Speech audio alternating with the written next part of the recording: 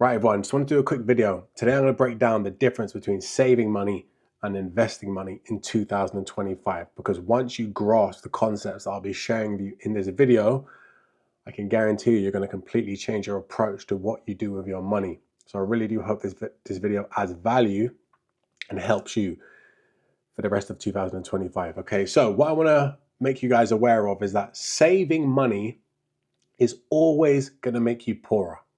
Okay. Now, the reason for that is because we have inflation.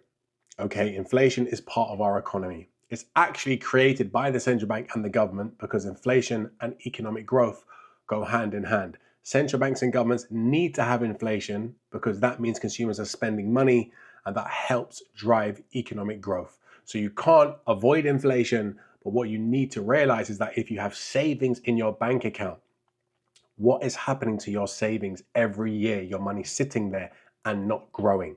Okay, so let's take a look at UK inflation between 2020 to 2025. Okay, so if you had £10,000 sitting in your bank account at the beginning of 2020, okay, you may be sitting there thinking, I've got some nice bit of savings. Okay, I'm going to keep my money there and then I will buy something with it in a couple years. Okay, let's say this is going to be going towards a house that you want to buy, right?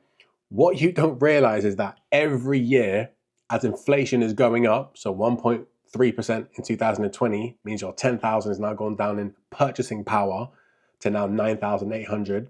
2021 inflation goes up to 0.16%, your money goes down again to 9,800. By 2025, your money, your 10,000 sitting in your bank account, it's still 10,000, but the purchasing power has gone down by 23%, which basically means your 10,000 has now turned into £7,800 because you've lost £2,386 in purchasing power based on the rate of inflation. So essentially what this means is if you wanted to buy the same goods and services in 2025 as you would buy in 2020, your money would have to have gone up by 23% to be able to buy the same amount of goods. So this is a big problem, okay, for you if you've got money sitting in your bank account, because what you're not realizing is in your mind you think you have 10,000, but what you don't actually realize is you now actually only have £7,800 in purchasing power. You've lost money by saving your money in the bank account. Okay, now unfortunately this is what everybody does, okay, because no one's taught about the power of actually taking your money and investing it. Now in the UK you can have a stocks and shares ISA account. You can passively grow your money by investing in very low risk investments. You'll get tax-free income from the money that grows from your investments, and by your investments you become an owner in some of the biggest companies in the world. So I'm going to show you a real life example of something you could have invested into in your ISA account and what would have happened to your £10,000 instead of it sitting in a bank account and you just simply had it invested in your ISA account. So investing your money grows your money, while saving your money devalues your money. So remember, if you keep saving money, it's going down in value. Okay, so you're becoming poorer. If you invest your money and it's growing, you're becoming richer. So in your stocks and shares ISA account, you could have bought the US technology sector between 2020 to 2024. Okay, it went up 194%, which essentially means your 10,000 would have gone up in value to 29,000 in the same period of time. You didn't do absolutely anything. You invested your money in the technology sector. So that essentially means that when you bought this ETF, which holds all the biggest technology companies in the world, which are the fastest growing businesses, so we're talking Apple, Amazon, Google, Tesla, Microsoft, okay, Nvidia now, these companies would have grown your money passively whilst you did absolutely nothing. And to put the icing on the cake, when you wanted to take your money out in year 5, let's say you wanted to go ahead and buy your property that you wanted to invest into, you'd have now had £29,000 instead of losing your money and only having £7,800 in purchasing power. That is a major difference. And by the way, guys, there's no tax on this. It was tax-free money that you made. Okay. So investing your money is making you more richer and more wealthier. Saving your money is making you poorer in real time. Okay. So you have to get away from the mindset of saving money for a rainy day or saving money to buy a home. Do not save money. Okay. Invest your money, because what you don't realize is what you're saving money to buy is actually going up in value because of inflation. So what you're trying to purchase is getting further and further away from you. Your property, for an example. Maybe you're saving to buy a car. I don't really know. But whatever it is you're trying to save to buy, you're actually getting further away from where you're trying to get to because of inflation. All right. So investing grows the purchasing power of your money in circulation. Saving erodes the purchasing power of money in circulation. A big difference. Okay. Now, if you don't know what you're doing, this is the consequences. Okay. And it's not your fault. No one's been teaching you and educating you just how simple it is to grow your money. Okay. Now, what you need to realize is that economic growth and inflation, they go hand in hand. So central banks and governments have a job to manage the economy. And what is their job? Okay, to make sure that there's maximum employment, so everybody has a job. This increases incomes, and it helps to enhance consumer spending because everybody has a job, right? And when people are spending money, businesses are going to invest in production to meet that demand in spending. So people become more wealthier.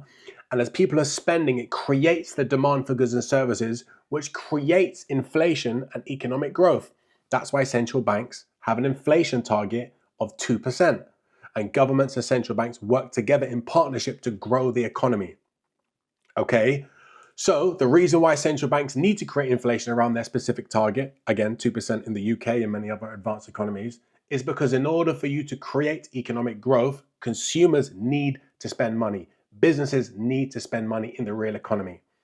Therefore, central banks and governments use their fiscal and monetary policies, okay, taxes, interest rates, the money supply, to create inflation because it drives the demand for goods and services higher. And then the stock markets rise in value whenever there's inflation, because investors know for there to be inflation, consumers have to spend money. And who's going to be the beneficiary of consumers spending money? Businesses. They're going to grow their earnings. And that's what drives the stock markets higher. So inflation can actually be your best friend. If you realize that inflation causes the stock markets to go higher because that's what's driving the earnings of companies, people spending money, well, now you never save your money, and you can turn inflation being your enemy into your best friend, because inflation and economic growth drives the stock markets. So once you really understand this, you will start to realize that you'll never want to save money. But whenever there's inflation, you know that's your green light to be in the stock markets, because that's going to drive stock prices higher. Okay. Now, what you need to do is start to get your stocks and shares ISA account set up. Stop saving money. Have your money just sitting in your ISA invested, constantly growing over long periods of time, because this is how you're going to buy your home. This is how you're going to get rich and wealthy, and it's tax-free income. This is why I've been helping so many people set up these accounts, helping them with their investments, because once you realize the opportunity which is in front of you with inflation, it is your best friend. So let me just show you a testimonial from one of the students of mine who invested in his ISA. He's learned about stocks and shares investing, and you can hear it from himself. Morning guys, Nick Ferguson here. I just wanted to jump on and give a big shout out to Kayan and his team just for the fantastic service and the support that they've given me since I joined on this trading journey. Because I felt so comfortable, I decided to take a leap and do the course. And I'm telling you guys now, it's paid off. I now understand what drives the markets, what doesn't drive the markets, and it's relatively easier for me to now put on trades without having, the little thing in the back of your head saying, oh, should I do it? Should I not do it? I just want to say that compounding is the way forward. I set up my stocks and shares ISA the other day. Kayan made it really easy. He broke it down in a way that suits me It doesn't put me out financially. Obviously, I've got a family, so on and so forth. So, we want to make moves and we want to invest, but we don't want to do it stupidly. But all the information that he's given me has enabled me to go forth and set up this stocks and shares and ISA and put money in there without no worry. So why would you not do it? Listen, I want to retire at an earlier age so I can look after my family as soon as possible. And I'm telling you guys now, I'm just a normal guy out here. I'm just a normal guy out here. But So guys, again, you can see how he has the education to know where to put his money. And that's all that you guys need to take advantage of these investment accounts. So for any of you that would like to learn how to set up your ISA accounts, where to put your money in these ISA accounts, how to stop saving money and start investing money, simply guys, drop me a message. The link's below this video.